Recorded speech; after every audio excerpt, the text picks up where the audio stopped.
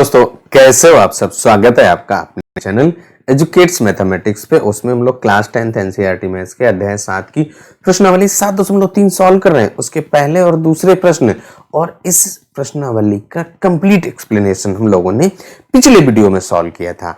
आज के इस वीडियो में जो हमारे आगे के प्रश्न हैं उनको सॉल्व करने वाले हैं। बने रहिएगा वीडियो में।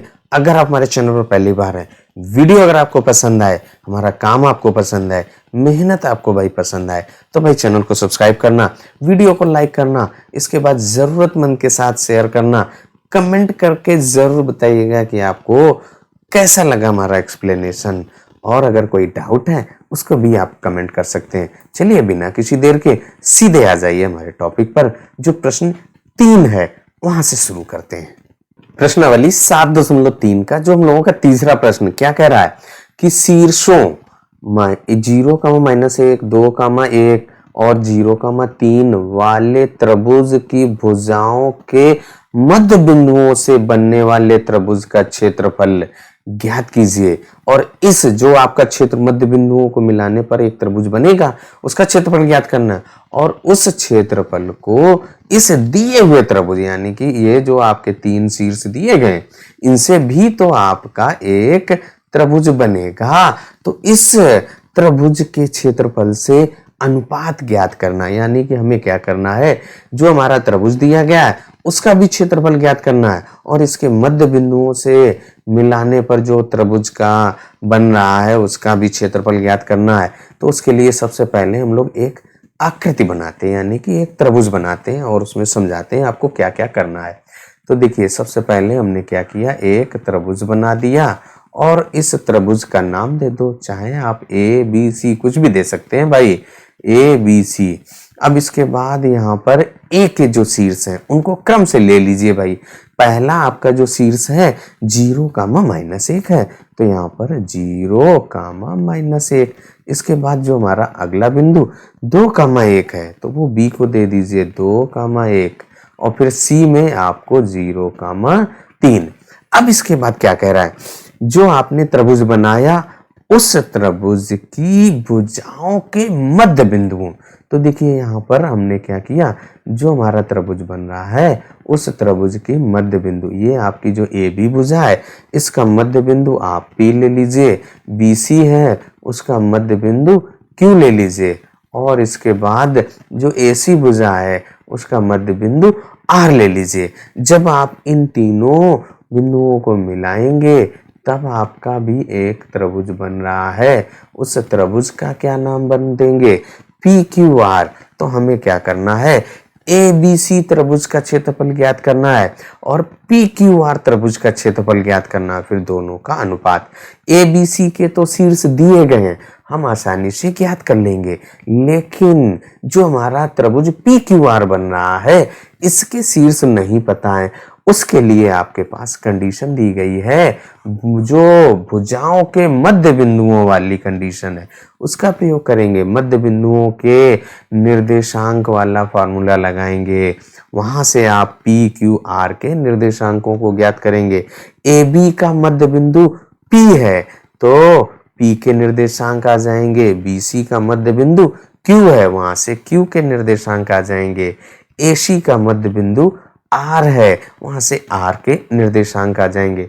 तो सबसे पहला हम काम यही करते हैं कि पी क्यू आर के निर्देशांकों को ज्ञात करते हैं। बिंदु पी हमारा ए बी का मध्य बिंदु है, अतः ए और बी के निर्देशांकों को लिख दिया, उनको x1 y1 x2 y2 दे दिया। अब आप मध्य बिंदु का जो सूत्र है उसको लगाएंगे, x बराबर x1 धन x2 बटे 2। अब यहाँ पे x1 और x2 का मान रख दीजिए, तो 0 धन 2 बटे 2 यानी कि 2 बटे 2 बराबर 1। ऐसे ही आप y बराबर आप ज्ञात कर लीजिए, y बराबर y1 धन y2 बटे 2। y1 देखिए आपका माइनस का 1 और y2 आपका धन का 1 बटे 2, 0 बटे 2 बराबर 0। इसका मतलब जो हमारा बिंदु P है उसके निर्देशांक क्या होंगे, जो आपका बिंदु P है उसके निर्देशांक आपके 1 और ये 0, x का मान 1 y का मान 0 आया, यानी कि जो बिंदु P है उसके निर्देशांक 1, 0 आ गए। अब इसके बाद लिखेंगे BC का मध्य बिंदु क्यू है, अतः बी और सी के निर्देशांकों को लिखेंगे, x1 y1 x2 y2 देंगे। यही फॉर्मूला लगाते हुए बिंदु क्यू के निर्देशांक ज्ञात करते हैं।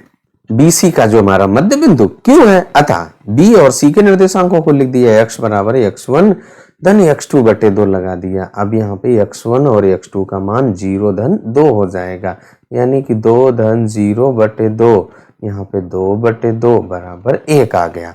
ऐसे ही आप y का मान भी निकाल लेंगे, y बराबर y1 धन y2 बटे 2।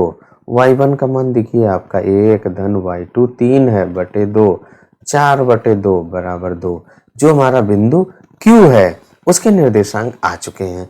तो जो हम लोगों ने Q बिंदु लिया था उसके निर्देशांक 1, 2, जो त्रिभुज PQR है उसमें P और Q के निर्देशांक आ चुके हैं।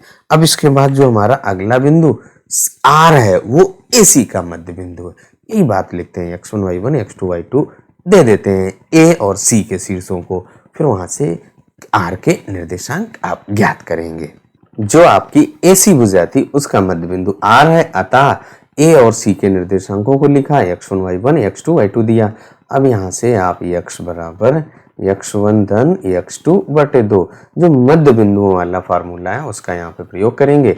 x1 और x2 दोनों आपके 0 हैं, तो 0 में 0 जोड़ने पर आपका 0 आएगा, यानी कि 0 बटे 2 बराबर 0।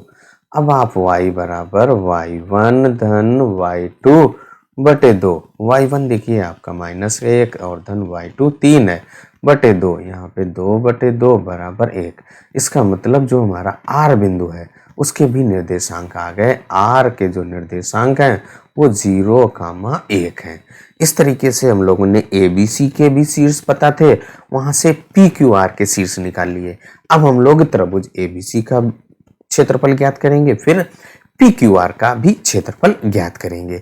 तो जो हमारा त्रिभुज ABC बन रहा है उसके तीनों शीर्षों को लिखते हैं और फिर उनको x1 y1 x2 y2 और x3 y3 देते हैं और वहां से डेल्टा का मान ज्ञात करते हैं। अब हम लोग सबसे पहले त्रिभुज ABC का क्षेत्रफल ज्ञात करेंगे। तो A, B और C के शीर्षों को यहाँ पर लिख लिया, उनको x1 y1 x2 y2 और x3 y3। त्रिभुज के क्षेत्रफल का जो फॉर्मूला डेल्टा बराबर है उसको भी नोट कर लिया।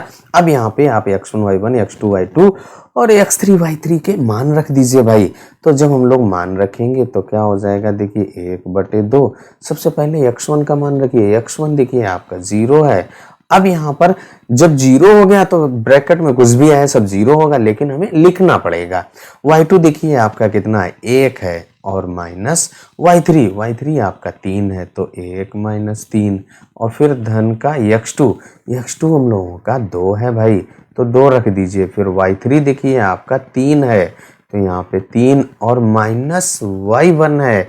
y1 आपका पहले से माइनस है तो माइनस माइनस प्लस हो गया, तो प्लस का 1 और फिर इसके बाद प्लस x3, ये भी आपका 0 है, यानी कि सब 0 हो जाएगा। y1 माइनस का 1 और इसके बाद माइनस y2 भी माइनस का 1 है, तो यहाँ पे -1 रख दीजिए भाई। तो y2 आपका माइनस का 1 ब्रैकेट बंद कर दीजिए। अब यहाँ पे देखिए 1 बटे 2, यहाँ पे 0 मल्टीप्लाइड बाई समथिंग, 0 में किसी से भी गुणा करने पर आपका 0 आ जाता है। धन यहाँ पे देखिए 3 और 1 जोड़ने पर 4 का 2 से गुणा करेंगे तो 8 और फिर धन यहाँ पे 0 है तो सब 0 कर देगा। इसका मतलब आपका 1 बटे 2 ब्रैकेट के अंदर 8 आएगा। अब 8 का आधा आपका 4 होता है, तो यहाँ पे 4 लिख दीजिए। इसका मतलब त्रिभुज ABC का क्षेत्रफल कितना आया भाई, 4 वर्ग मात्रक आ गया भाई। हमने एक त्रिभुज का क्षेत्रफल ज्ञात कर लिया।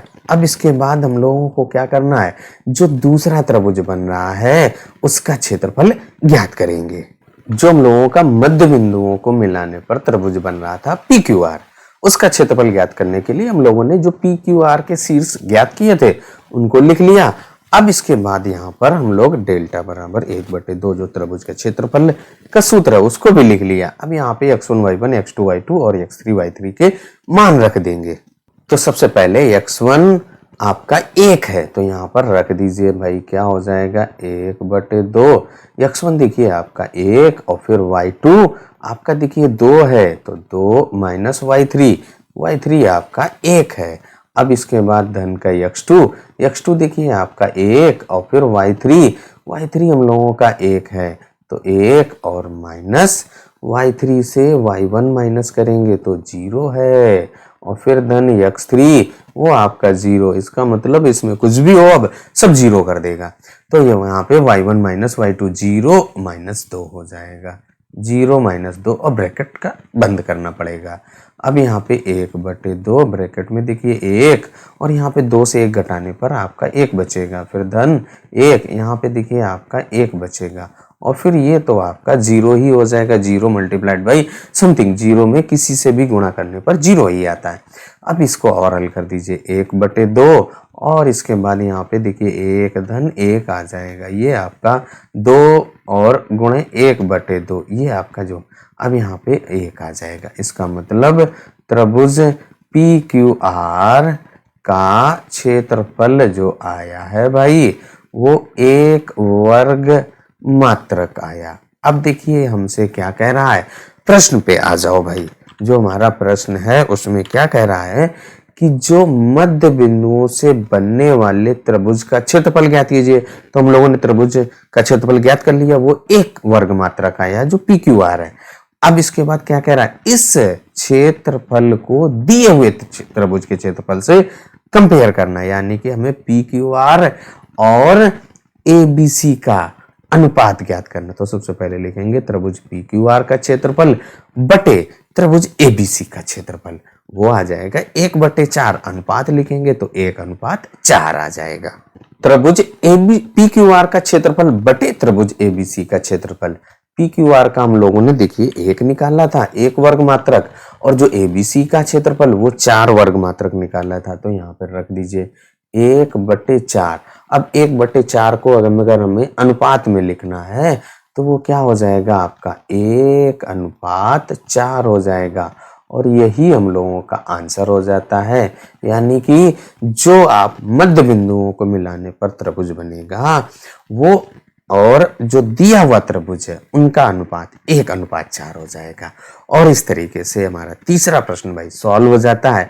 आपको एक्सप्लेनेशन कैसा लगा कमेंट करके जरूर बताइएगा। अब आ जाते हैं अगले प्रश्न, चौथे प्रश्न पर। चौथा प्रश्न हम लोगों का क्या कह रहा है, उस चतुर्भुज का क्षेत्रफल ज्ञात कीजिए जिसके शीर्ष दिए गए हैं।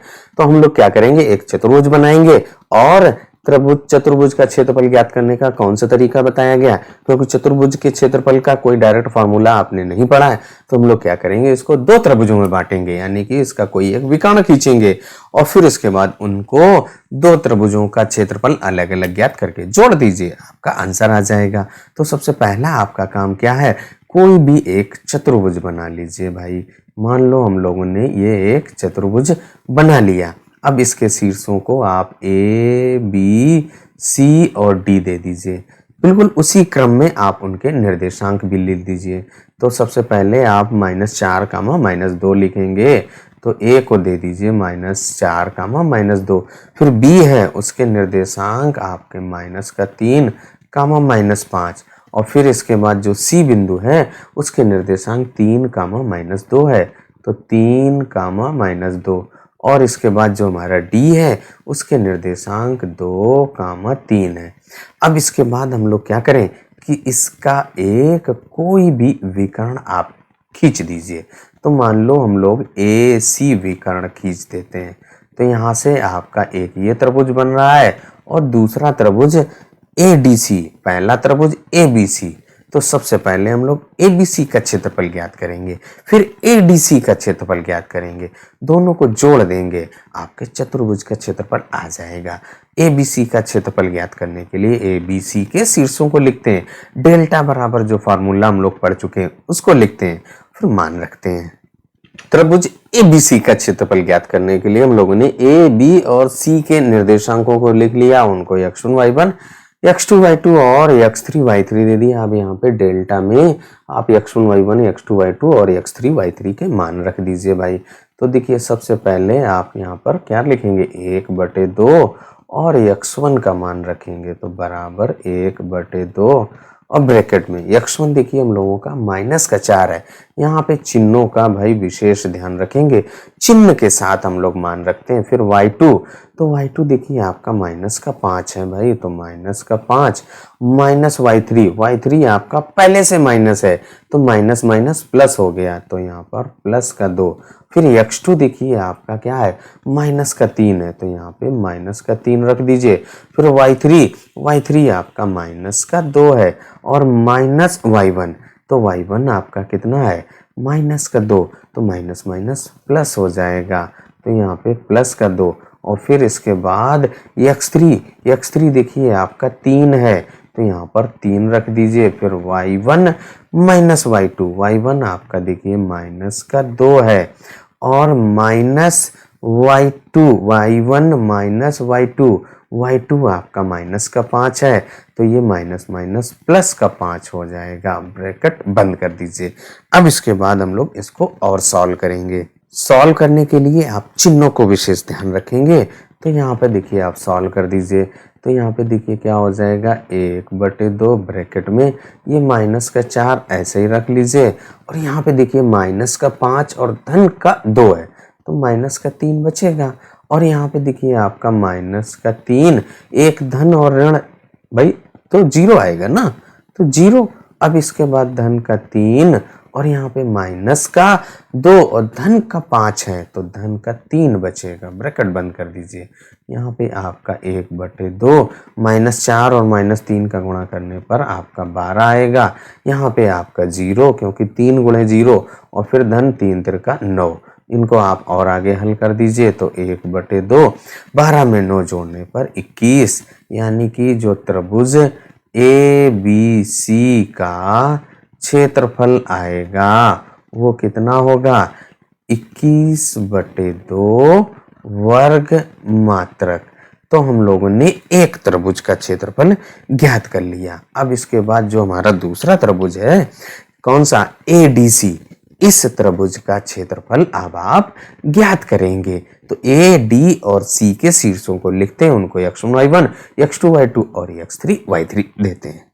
त्रिभुज ADC का क्षेत्रफल ज्ञात करने के लिए हम लोगों ने AD और C के निर्देशांकों को लिखा, उनको x1 y1, x2 y2 और x3 y3 दे दिया। अब यहाँ पे आप मान रख दीजिए डेल्टा में, तो यहाँ पे देखिए आपका 1/2 और ब्रैकेट के अंदर कलर चेंज कर देता हूँ भाई। यहाँ पे x1 का मान आपका क्या है भाई, x1 देखिए आपका -4 है, तो यहाँ पे -4 और फिर आपका y2 y2 देखिए आपका क्या है, 3 है और -y3, तो ये आपका पहले से माइनस है तो प्लस हो जाएगा। तो यहाँ से देखिए आपका 3 धन 2 और इसके बाद आपका x2 देखिए 2 है, तो यहाँ पे धन का 2, y3, तो y3 हम लोगों का -2 है, -2 रख दीजिए। y1 पहले से माइनस है तो माइनस माइनस प्लस हो जाएगा। और फिर इसके बाद धन का x3, वो आपका 3 है तो 3 रख दीजिए। y1 देखिए -2 है और -y2 ये आपका -3 और ब्रैकेट बंद कर दीजिए। अब यहाँ पे केवल और केवल आपके पास कैलकुलेशन करना रह गया, वो आप आसानी से कर लेते हो। तो यहाँ पे सॉल्व कर दीजिए, 1/2 ये आपका -4 और फिर यहाँ पे 3 और 2 जोड़ने पर आपका 5 आ जाएगा। और फिर धन का 2 और यहाँ पे -2 धन का 2 सॉल्व कर दीजिए, 0 आ जाएगा। फिर यहाँ पे 3 -2 और -3 तो -5 आ जाएगा। और इसके बाद आप यहाँ पर ब्रैकेट बंद कर दीजिए। अब इसको और आगे सॉल्व कर दीजिए, 1/2 -4 और -5 तो -20 धन का 0 और यहाँ पे 3 बचे 15, एक धन और ऋण तो -15 आएगा। इसको सॉल्व करेंगे तो -35/2 और जो हमारा त्रिभुज है उसका क्षेत्रफल कभी ऋणात्मक नहीं आता है। किसी भी त्रिभुज का अगर क्षेत्रफल या किसी भी आकृति का जो क्षेत्रफल होगा, कोई भी आकृति अगर बन रही है उसके द्वारा घिरा हुआ क्षेत्रफल होगा, तभी तो हम ज्ञात कर रहे हैं, तो क्षेत्रफल कभी ऋणात्मक नहीं आएगा। इसका मतलब त्रिभुज ADC का जो क्षेत्रफल होगा वो कितना होगा भाई, 35/2 वर्ग मात्रक। इतना आप ध्यान रखेंगे कि जो हमारा त्रिभुज होता है उसका क्षेत्रफल कभी ऋणात्मक नहीं आता है। अब इसके बाद हम क्या करेंगे, दोनों त्रिभुजों के क्षेत्रफलों को जोड़ने पर हमारे त्रिभुज यानी चतुर्भुज ABCD का क्षेत्रफल आ जाएगा। जो लोगों का चतुर्भुज ABCD बन रहा है उसका क्षेत्रफल क्या होगा, इस ABC त्रिभुज का क्षेत्रफल और इस ADC का क्षेत्रफल के योग के बराबर। तो वही यहाँ पर हम लोग लिख लेते हैं कि चतुर्भुज ABCD का जो क्षेत्रफल होगा वो त्रिभुज ABC के क्षेत्रफल और त्रिभुज ADC के क्षेत्रफल के योग के बराबर होगा। जो हम लोगों ने त्रिभुज ABC का क्षेत्रफल ज्ञात किया था वो आपका 21/2 आया था और इसके बाद ADC का क्षेत्रफल वो आपका 35/2। 21 और 35 जोड़ने पर, क्योंकि हर आपके बराबर हैं तो यहाँ पे बटे 2 कर दीजिए। 21 और 35 जोड़ने पर आपका 56 आ जाएगा। 56 का आधा आपका 28 आ जाएगा और यही आपका आंसर हो जाता है। यानी कि हमारा जो चतुर्भुज बन रहा था उसका क्षेत्रफल 28 वर्ग मात्रक हो जाएगा और यही आपका आंसर हो गया। और इस तरीके से हम लोगों का जो चौथा प्रश्न है वो भी भाई सॉल्व हो जाता है। एक्सप्लेनेशन कैसा लगा, वीडियो आपको कैसा लगा, कमेंट करके जरूर बताइएगा। कोई डाउट हो उसको भी आप कमेंट करके बता सकते हैं, उस प्रॉब्लम को सॉल्व किया जाएगा। चलिए अब आ जाते हैं प्रश्नावली 7.3 के आखिरी यानी कि 5वें प्रश्न पर। 5वां प्रश्न हम लोगों का क्या कह रहा है, कक्षा 9 में आपने पढ़ा है, कक्षा 9 की बात कर रहे हैं और अध्याय 9 उदाहरण 3 कि किसी त्रिभुज की एक मध्यिका उसे बराबर क्षेत्रफलों वाले दो त्रिभुजों में विभाजित करती है। उस त्रिभुज ABC के लिए इस परिणाम का सत्यापन कीजिए जिसके शीर्ष A के शीर्ष दिए गए हैं, B के शीर्ष दिए गए हैं और जो बिंदु C है यानी कि त्रिभुज ABC के शीर्ष आपके दिए गए हैं। अब हम लोगों ने देखिए सबसे पहले जो ये बात कह रहा है ना उदाहरण 9, ये आपका अध्याय 9 उदाहरण 3, यहाँ पे देखिए हम लोगों ने उदाहरण 3 अध्याय 9 का है। यहाँ पे आपका एक त्रिभुज ABC बन रहा था, उसमें आपने ये क्या किया था, BC का मध्य बिंदु D है, वही यहाँ पे लिखा हुआ है त्रिभुज ABC की मध्यिका AD। ये आपकी AD मध्यिका क्या होती है, किसी भी शीर्ष के सम्मुख भुजा के मध्य बिंदु को जो मिलाने पर रेखा प्राप्त होती है वही आपकी मध्यिका होती है। यहाँ पे AD जो D है वो इस BC भुजा का मध्य बिंदु है।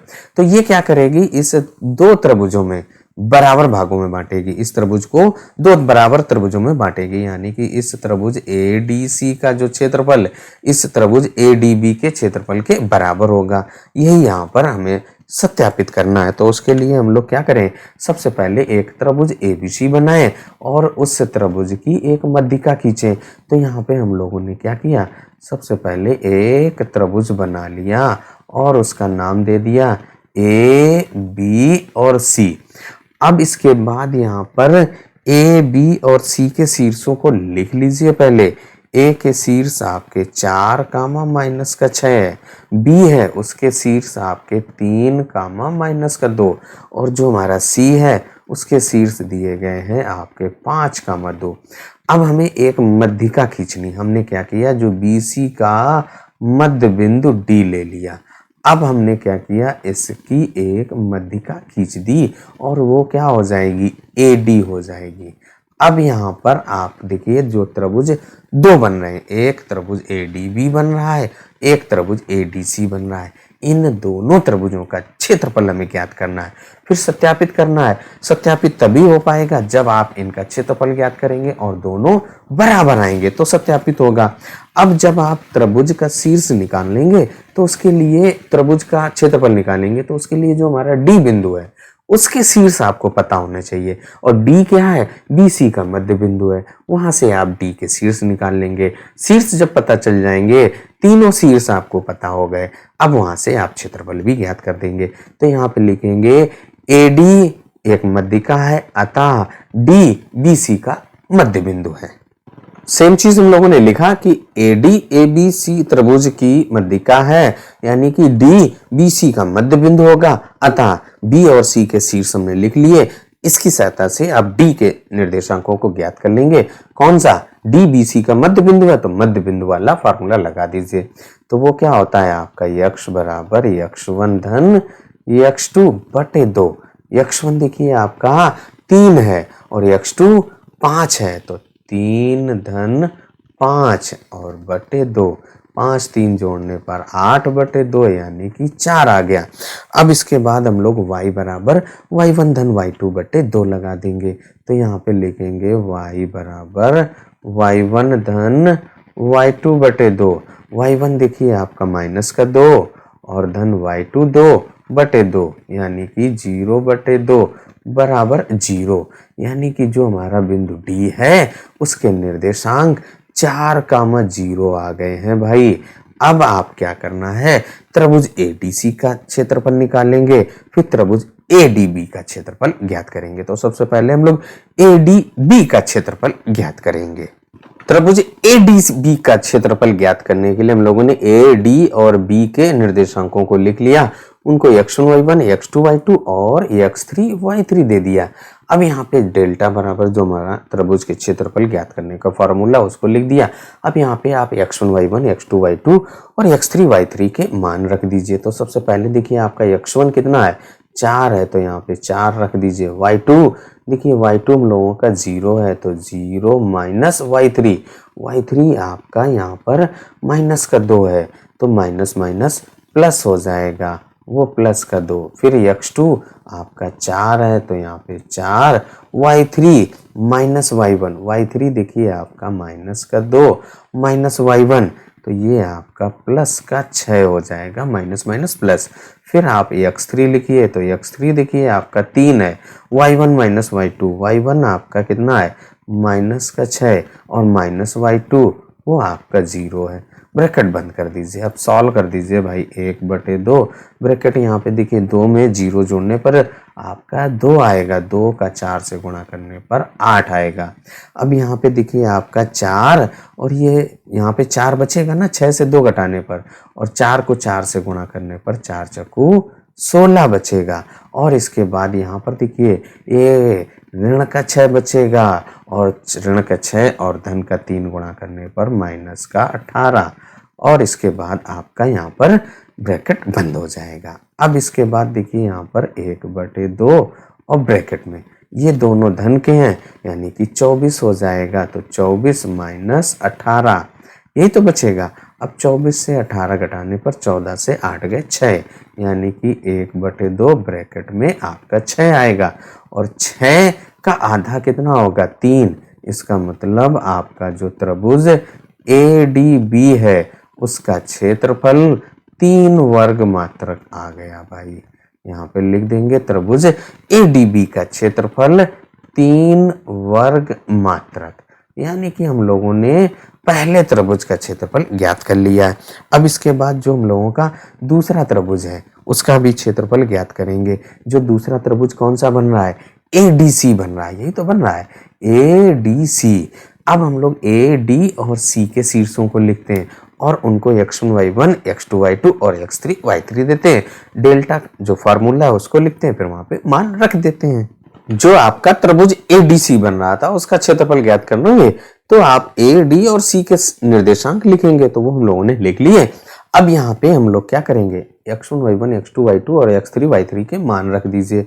तो जैसे ही आप मान रखेंगे तो आपका यहाँ पर आ जाएगा त्रिभुज का क्षेत्रफल, वो क्या होगा 1/2 ब्रैकेट के अंदर x1 वो आपका देखिए 4 है और y2 देखिए आपका 0 माइनस y3 आपका 2 है, तो यहाँ पर 0 माइनस का 2, और फिर आपका x2 देखिए आपका 4 है, y3 देखिए आपका 2 है भाई, तो 2 रखिए, और माइनस y1 आपका पहले से माइनस का 6 है, तो वो माइनस माइनस प्लस का 6 हो जाएगा। और फिर इसके बाद आप x3 5 है, तो यहाँ पे 5 रख दीजिए। फिर y1 माइनस y1 आपका माइनस का 6 है भाई, और y1 माइनस y2 तो यहाँ पर माइनस का 0, ब्रैकेट बंद कर दीजिए। सॉल्व कर दीजिए भाई, 1/2 यहाँ पे देखिए आपका 4, 0 से 2 घटाने पर -2 बचेगा, तो यहाँ पे माइनस का 8 आएगा। यहाँ पे 6 और 2 जोड़ेंगे तो 8 आएगा, 8 चक्कू 32 हो जाएगा, तो यहाँ पर 32 रख दीजिए। और यहाँ पे देखिए क्या बचेगा, 5 छक्का 30 ऋणात्मक बचेगा ना, तो माइनस का 30 और इसके बाद आप ब्रैकेट बंद कर देंगे। अब 2 आपके ऋणात्मक हैं, 1 धनात्मक है, तो अब इनको घटाएंगे भाई। तो क्या हो जाएगा, देखिए आपका यहाँ पर 1/2 जो ऋणात्मक है उनको जोड़ दीजिए, ये 30 और ये 8 यानी कि माइनस का 38 और धन का 32। अब यहाँ पे माइनस का 6 बचेगा, तो यहाँ पे लिख दीजिए 1/2 माइनस का 6, माइनस 6 का आधा माइनस का 3। और ये हमारा क्या है, त्रिभुज ADC का क्षेत्रफल, और जो त्रिभुज होता है उसका क्षेत्रफल कभी ऋणात्मक नहीं आता, इसलिए लिख देंगे त्रिभुज ADC का जो क्षेत्रफल है वो कितना आएगा, 3 वर्ग मात्रक। और देखिए आपका यहाँ पर दोनों त्रिभुजों का क्षेत्रफल 3 वर्ग मात्रक आया, यानी कि समान आया है। यहाँ पे हमारा त्रिभुज ADB का क्षेत्रफल भी कितना आया, 3 वर्ग मात्रक, और जो आपने ADC निकाला उसका भी 3 वर्ग मात्रक। यहाँ से अतः त्रिभुज ADC का क्षेत्रफल बराबर है त्रिभुज ADB के। तो वही हम लोगों ने लिख दिया कि त्रिभुज ADB का क्षेत्रफल बराबर है त्रिभुज ADC के क्षेत्रफल के, वो आपका 3 वर्ग मात्रक। और यही हमसे सत्यापित करने के लिए कह रहा था कि आप सत्यापित कीजिए कि जो मध्यिका है उसे बराबर क्षेत्रफल वाले 2 त्रिभुजों में विभाजित करती है। तो यही हम लोगों ने यहाँ पर सत्यापित भी कर दिया, और इस तरीके से जो हम लोगों की प्रश्नावली 7.3 कंप्लीट हो जाती है। वीडियो आपको कैसा लगा, एक्सप्लेनेशन कैसा लगा, कमेंट करके जरूर बताइएगा। चलिए तब तक अपना ख्याल रखिए, स्वस्थ रहिए, मस्त रहिए। मिलते हैं अगले वीडियो में अगले अध्याय के साथ, क्योंकि हम लोगों का अध्याय 7 तो भाई कंप्लीट हो चुका है।